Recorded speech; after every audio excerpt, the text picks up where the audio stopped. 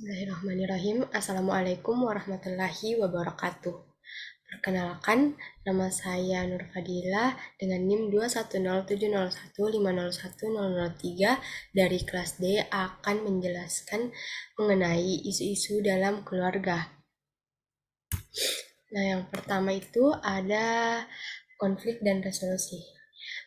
Nurjana dalam tahun 1994 mendefinisikan konflik sebagai akibat dari situasi di mana keinginan atau kehendak yang berbeda atau berlawanan antara satu dengan yang lain, sehingga salah satu atau keduanya itu saling terganggu. Adapun penyebab dari konflik ini yaitu yang pertama tidak adanya pengalaman hidup berumah tangga. Suami atau istri memiliki kemauan yang terlalu tinggi. Jadi di sini tidak ada yang mau mengalah. Semacam rasa egonya itu masing-masing tinggi sehingga menimbulkan konflik. Nah, ketiga adanya prasangka buruk pada pasangan. Keempat, adanya hasrat berkuasa dan ingin mendominasi. Kelima, tidak adanya ketegaran. Keenam, tidak adanya saling pengertian. Ketujuh, tujuan dan sebab-sebab material. Kedelapan, mempunyai tutur kata yang buruk atau ucapan yang kasar. Kesembilan, hilangnya kemesraan. Itu yang dikemukakan oleh Qayyumi dalam tahun 2007. Nah, apa dampaknya? Dampaknya itu merusak hubungan antar anggota keluarga, meningkatkan stres dan ketegangan, meningkatkan risiko masalah kesehatan mental, memperburuk kondisi keuangan, serta menurunkan kualitas hidup. Solusi dari konflik, jika ada konflik dalam rumah tangga, yaitu pertama, mengatur seksual. Maksudnya di sini adalah norma-norma keabsahan yang sudah berlaku. Setiap individu berkewajiban menjaga dan memelihara diri untuk tidak terjerumus pada hal-hal yang dilarang. Yang kedua, mengatur masalah reproduksi.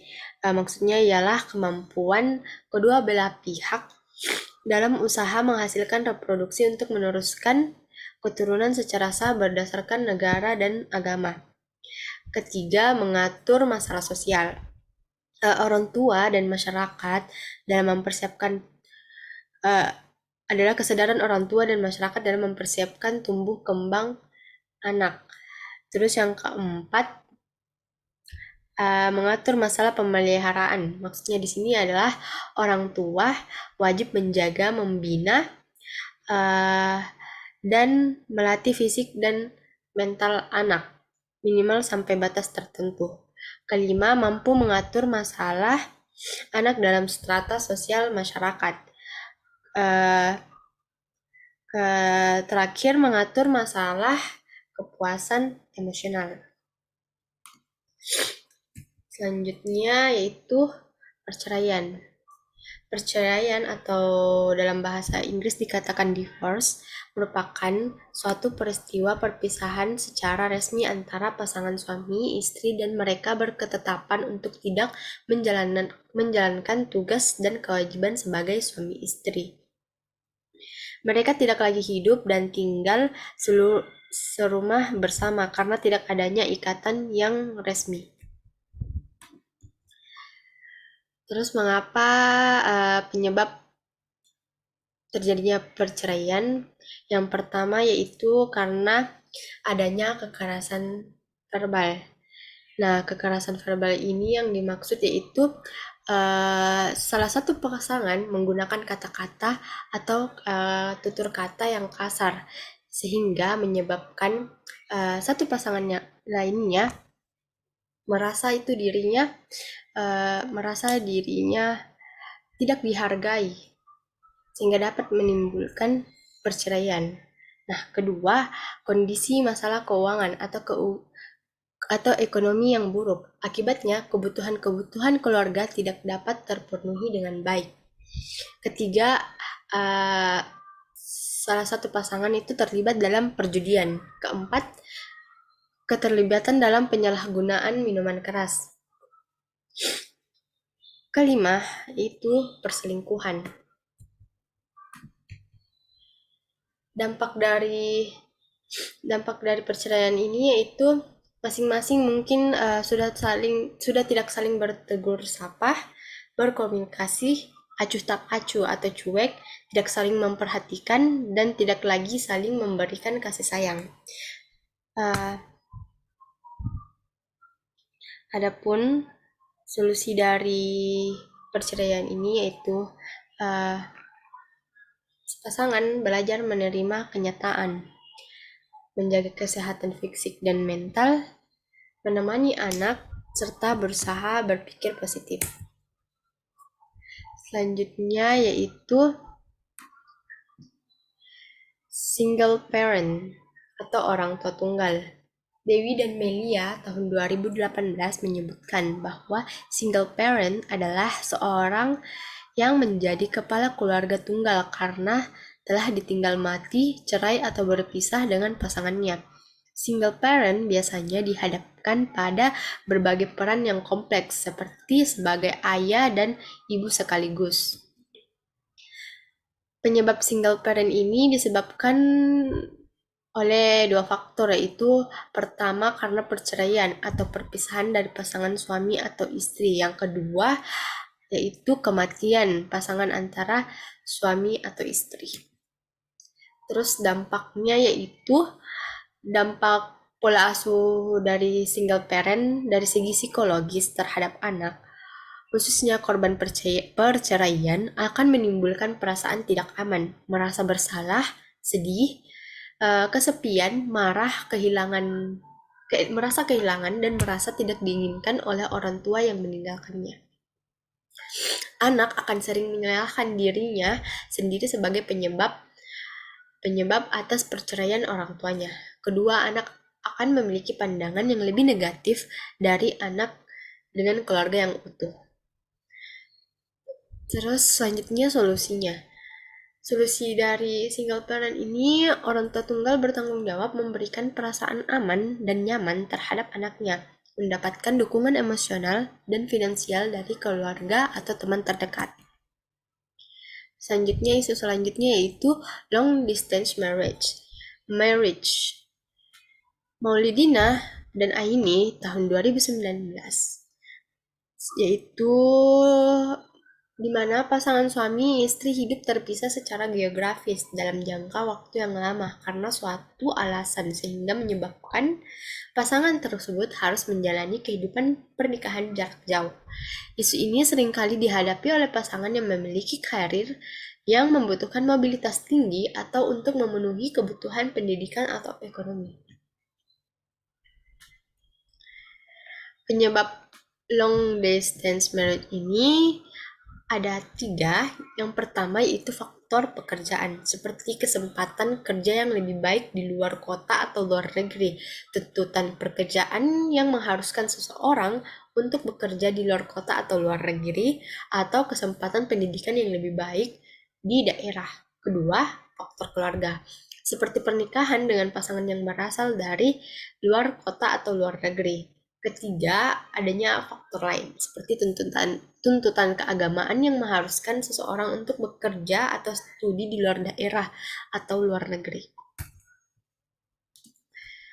Selanjutnya, dampak dari long distance marriage ini yaitu melemahnya hubungan antara pasangan, merasa kesepian, munculnya kecurigaan dari teman dan kerabat, ikatan keluarga yang merenggang, hilangnya kesempatan untuk memiliki anak, seringnya terjadi konflik, terjadinya perceraian dan kondisi keuangan yang kurang. Nah, solusi dari hubungan jarak jauh ini yaitu pertama, membangun komunikasi yang intens dan baik antara suami dan istri. Berbanyak komunikasi, lebih terbuka, dan jika ada kesempatan, sempatkan waktu untuk bertemu dengan pasangan. Isu selanjutnya yaitu perselingkuhan. Perselingkuhan merupakan sebuah perzinahan yang dilakukan oleh seseorang terhadap orang lain yang bukan menjadi pasangan hidupnya yang sah, padahal ia telah terikat dalam perkawinan secara resmi dengan pasangan hidupnya. Penyebab perselingkuhan ini ada karena faktor internal, ada juga karena faktor eksternal. Nah, faktor internal ini terdiri dari perbedaan yang dilatar belakangi pada perbedaan latar belakang pendidikan, perkembangan kepribadian, subkultur, serta pola hidup. Kedua, kekecewaan. Terjadinya perselingkuhan disebabkan kekecewaan yang terjadi antara suami dan istri pada masyarakat yang berbeda dan cara berkomunikasi yang kurang terasa tidak pas. Yang ketiga, ketidakpuasan dalam kehidupan seksual. Dan selanjutnya, kebutuhan finansial yang tidak cukup. Selanjutnya ada faktor eksternal yang terdiri dari pengaruh teman dekat, kedekatan dengan teman lawan jenis, dan godaan erotis seksual. Apa dampaknya? Yaitu timbulnya perasaan bersalah, munculnya rasa tidak percaya dan kecurigaan, terjadinya ketidakstabilan dalam kehidupan keluarga, menurunnya kualitas hidup dan kebahagiaan, dampak pada sosial seperti terganggunya hubungan dengan keluarga. Solusinya yaitu meningkatkan kualitas nilai-nilai keagamaan. Nilai keagamaan akan membimbing orang untuk senantiasa berlaku jujur karena kuatnya rasa takut terhadap Tuhan Yang Maha Esa, sehingga akan mencegah kemungkinan timbulnya sikap tidak jujur atau selingkuh. Dua itu landasan cinta yang kokoh, akan menjadi kekuatan yang mendasar bagi rasa saling memiliki satu dengan lainnya, sehingga memperkecil atau meniadakan sikap tidak jujur atau berbohong. Selanjutnya, mewujudkan komunikasi secara transparan atau terbuka dan harmonis atas dasar saling pengertian satu sama lainnya, meningkatkan kekuatan dan ketahanan diri yang dilandasi dengan konsep diri dan rasa percaya diri secara mantap. Selanjutnya yaitu keluarga dengan lansia.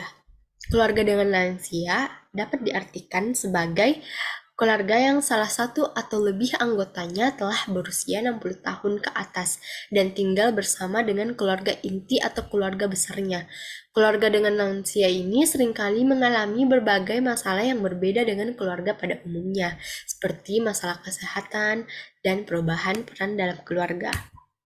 Penyebab keluarga dengan lansia yaitu pertama ada perubahan peran. Adanya perubahan peran dalam keluarga setelah salah satu atau kedua orang tua memasuki masa lansia. Kedua, adanya faktor ekonomi, yaitu seperti biaya perawatan kesehatan yang tinggi dan terbatasnya sumber daya ekonomi keluarga untuk merawat lansia. Nah, dampaknya itu perasaan kesepian dan kurangnya dukungan emosional dari anggota keluarga lainnya dapat menyebabkan depresi pada lansia, konflik antar anggota keluarga, beban tugas yang semakin berat, serta adanya perasaan tidak nyaman atau tidak siap. Solusinya yaitu pemberian dukungan sosial yang memadai bagi lansia, baik dari keluarga maupun masyarakat sekitar. Dukungan ini dapat membantu lansia dalam menyelesaikan tugas-tugas yang masih mampu dilakukannya. Nah, terus ini berikut adalah bagan yang telah saya kerjakan nih. Nah, berdasarkan bagan ini menunjukkan bahwa konflik dapat terjadi pada keluarga karena atau akibat dari perselingkuhan.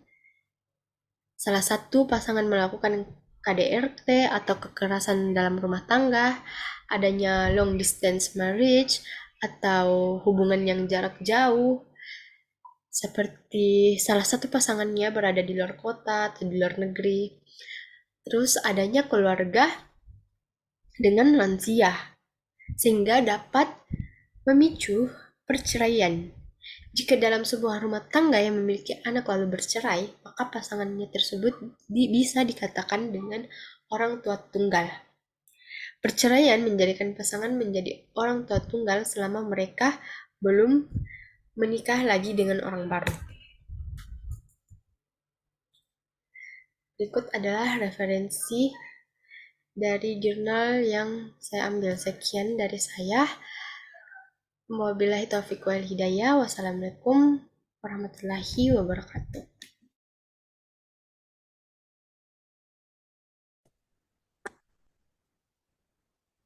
Bismillahirrahmanirrahim. Assalamualaikum warahmatullahi wabarakatuh. Perkenalkan, nama saya Nur Fadila dengan NIM 2107015010003 dari kelas D akan mempresentasikan hasil mini riset dari kelompok saya, yaitu kelompok saya mengambil isu kepuasan pernikahan istri yang menjalani LDM atau Long Distance Marriage. Pendahuluan. Salah satu tahap kehidupan yang selalu dijalani oleh banyak orang adalah pernikahan. Hal ini dikarenakan pernikahan merupakan uh, hubungan antara seorang lelaki dan perempuan yang menjalani hidupnya bersama untuk selamanya. Walgito tahun 2018 mengemukakan bahwa pernikahan adalah hubungan lahir dan batin antara seorang pria dan seorang wanita yang menciptakan keluarga yang bahagia dan kekal yang didirikan atas dasar keimanan kepada Tuhan Yang Maha Esa. Agustian tahun 2013 berpendapat bahwa keluarga yang sukses dan bahagia harus menjadi tujuan pernikahan secara umum. Namun demikian, kepuasan pernikahan tidak selalu mudah didapat ketika pasangan yang harus terpisah jarak contohnya atau biasa disebut dengan long distance marriage. Nah, jika LDM ini tidak dapat ditangani dengan baik oleh salah satu pasangan, maka dapat menghambat kebahagiaan pernikahan. Saat ini belum ada statistik dari jumlah keluarga yang melakukan LDM di Indonesia. Namun di Amerika Serikat yang dilakukan survei oleh The Center for the Study of Long Distance Relationship yang mengungkapkan bahwa pada tahun 2005 ada hingga 3,5 juta orang Amerika yang menjalani hubungan jarak jauh pernikahan. Kemudian pada tahun 2011 angka tersebut meningkat menjadi 7,2 juta orang. Nah, berdasarkan hasil wawancara pada tanggal 30 April yang dilakukan oleh peneliti atau salah satu anggota kelompok dari kami, didapatkan seorang responden wanita yang berinisial DDA yang berusia 30 tahun. Nah, DDA ini mengemukakan bahwa telah menjalani hubungan jarak jauh dalam pernikahan selama 2 tahun. Nah, alasannya kenapa mengalami hubungan jarak jauh karena suaminya itu bekerja di di perkantoran BRI Luhut Timur, sedangkan seorang istri bekerja atau responden bekerja di di sebagai dokter di Pinrang. Nah, sebenarnya responden ini ingin bekerja di tempat suami bekerja, namun karena kuota di tempat suaminya bekerja itu sudah full atau telah penuh, maka mau tidak mau istri dan suami harus menjalani long distance marriage atau hubungan jarak jauh. Fenomena pernikahan jarak jauh ini memiliki banyak potensi permasalahan yang mungkin muncul. Salah satunya bermula dari ketidakmampuan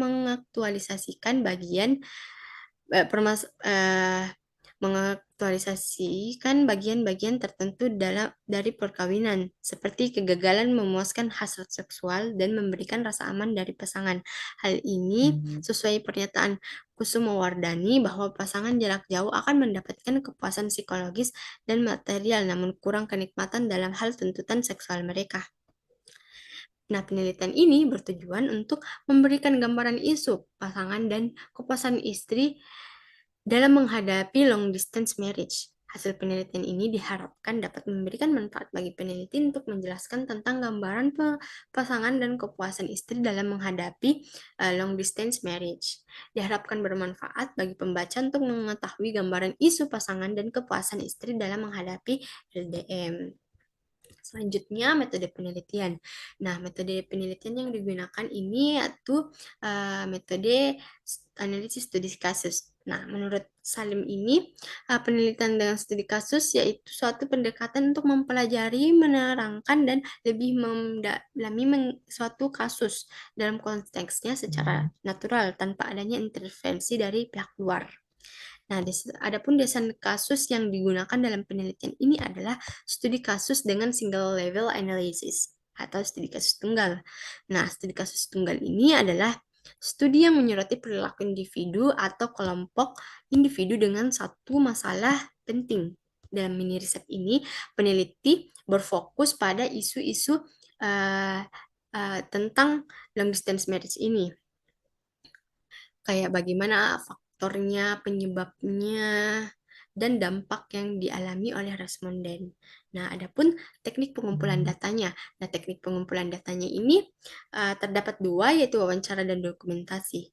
Nah, wawancara ini dilakukan untuk memperoleh informasi secara mendalam mengenai permasalahan dalam LDM, serta adapun dokumentasi, yaitu metode pengumpulan data dengan menggunakan bukti-bukti seperti perekaman suara dan mengambil gambar. Tujuan dari dokumentasi adalah sebagai bukti adanya proses pencarian informasi sebagai data penelitian. Selain itu, alat perekam dapat digunakan untuk membantu proses pengolahan data dengan lebih mudah. Nah, selain itu ada juga instrumen pengumpulan datanya, yaitu instrumen utama yaitu peneliti itu sendiri, dan yang kedua instrumen bantu adalah wawancara itu sendiri. Nah, adapun tempat penelitian ini berlokasi di rumah responden Goa. Nah, waktu penelitian ini dilaksanakan pada hari Minggu, tanggal 20 April tahun 2023 pada pagi hari di jam 8.20 hingga 8.50 selama 20 menit. Subjek penelitian ini yaitu seorang wanita yang telah menikah dan sedang menjalani hubungan jarak jauh dengan suaminya. Adapun analisis datanya menggunakan 3 analisis. Yang pertama, mereduksi data. Nah, mereduksi data ini berarti merangkum, memilih hal-hal yang pokok, memfokuskan pada hal-hal yang penting, atau memfokuskan pada hal-hal yang ingin kita angkat.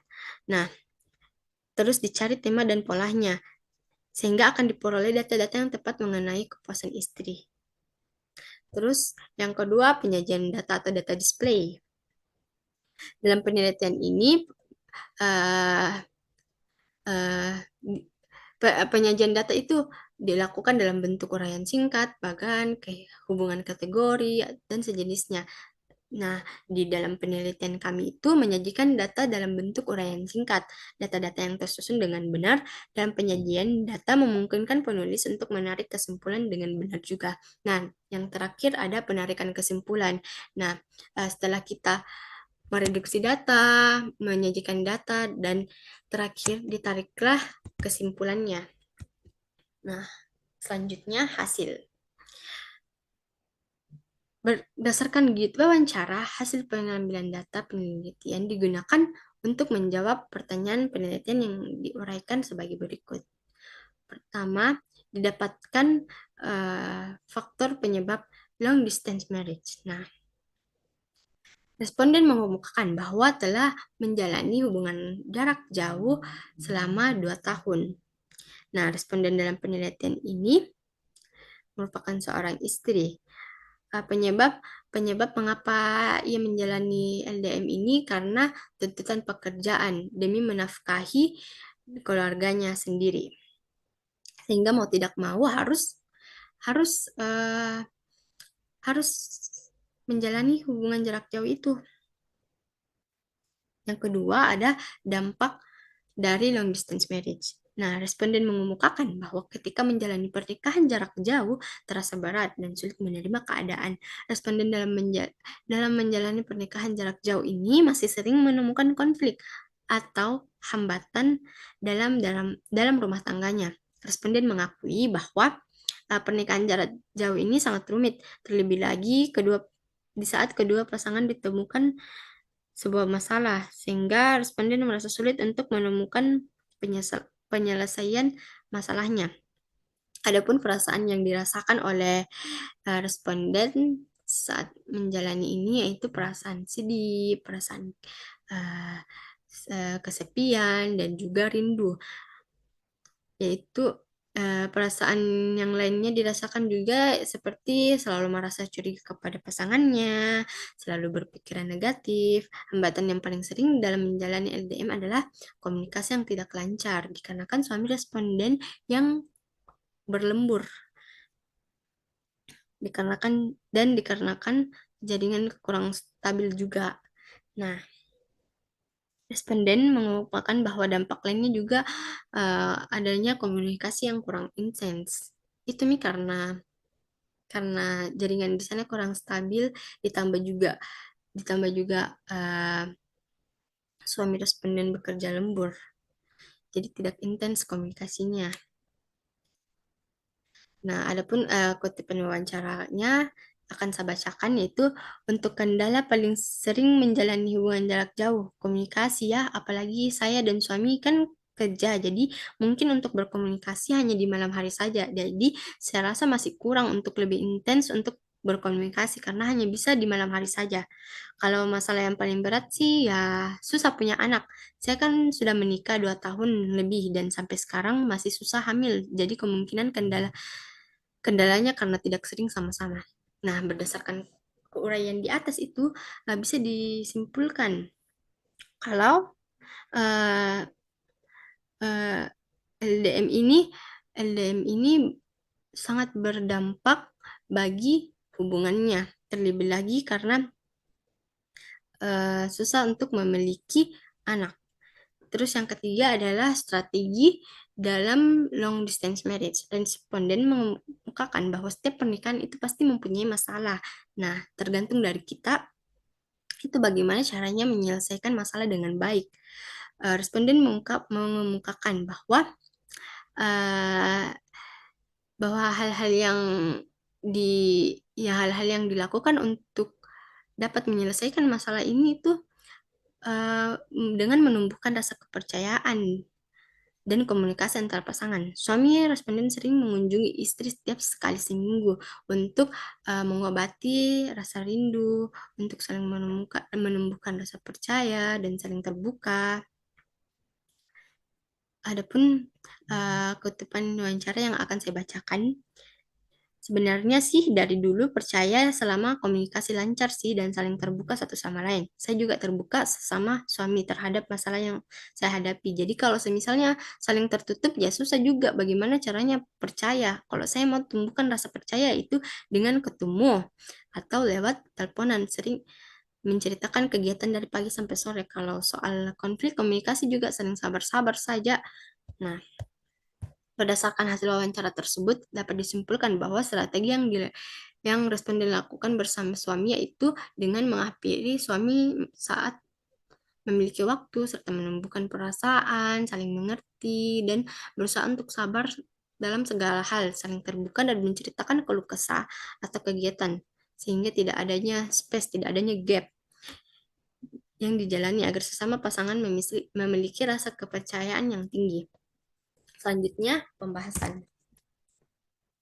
Berdasarkan hasil wawancara tersebut dapat disimpul eh berdasarkan wawancara maaf berdasarkan hasil wawancara tersebut dapat disimpulkan bahwa responden dan suami memutuskan untuk menjalani hubungan jarak jauh dikarenakan tuntutan pekerjaan. Sejalan dengan uraian ini, penelitian dilakukan Komaria tahun 2015. Hasil penelitian ini mengatakan dapat terjadinya karena salah satu pihak, khususnya suami, dituntut untuk dapat menghidupi keluarganya karena dia adalah sumber pendapatan utama keluarga. Kewajiban suami untuk mencari pekerjaan agar bisa menafkahi keluarganya itulah yang memotivasinya untuk melakukan pernikahan jarak jauh. Hal ini juga sejalan dengan penelitiannya Dewi tahun 2013 menyebutkan bahwa alasan pekerjaan pada umumnya merupakan alasan utama perkawinan jarak jauh. Nah, responden mengalami hambatan seperti komunikasi yang berkurang dan sulit mempunyai anak. Perasaan dirasakan oleh responden akibat menjalani pernikahan jarak jauh adalah kesepian, sedih, mudah marah, rindu, dan sering merasa curiga. Selain dengan uraian ini, penelitian yang dilakukan oleh Julinda menunjukkan bahwa 3 peserta studi yang menjalani LDM ini mengalami sejumlah masalah dengan hubungan pernikahan mereka, termasuk ketidakbahagiaan dengan aktivitas sosial dan perasaan cemburu yang sering muncul ketika mereka melihat orang lain menghabiskan waktu dengan pasangan mereka. Nah, selanjutnya kesimpulan dan saran. Berdasarkan hasil penelitian dan pembahasan yang telah dikemukakan, dapat disimpulkan bahwa long distance marriage atau LDM merupakan suatu masalah yang dapat terjadi dalam sebuah pernikahan. Dampak yang dirasakan oleh istri yaitu penyesuaian pada peran yang baru ketika suami harus jauh. Kondisi tersebut menimbulkan kelelahan, jenuh, dan bosan karena tidak adanya dukungan suami secara fisik bahkan psikis, sehingga istri merasa kurang diperhatikan dan menimbulkan persepsi ketidakadilan. Kepuasan seorang istri dalam menjalani pernikahan jarak jauh utamanya lebih sering diperhatikan untuk meningkatkan kesehatan mental dan fisik mereka.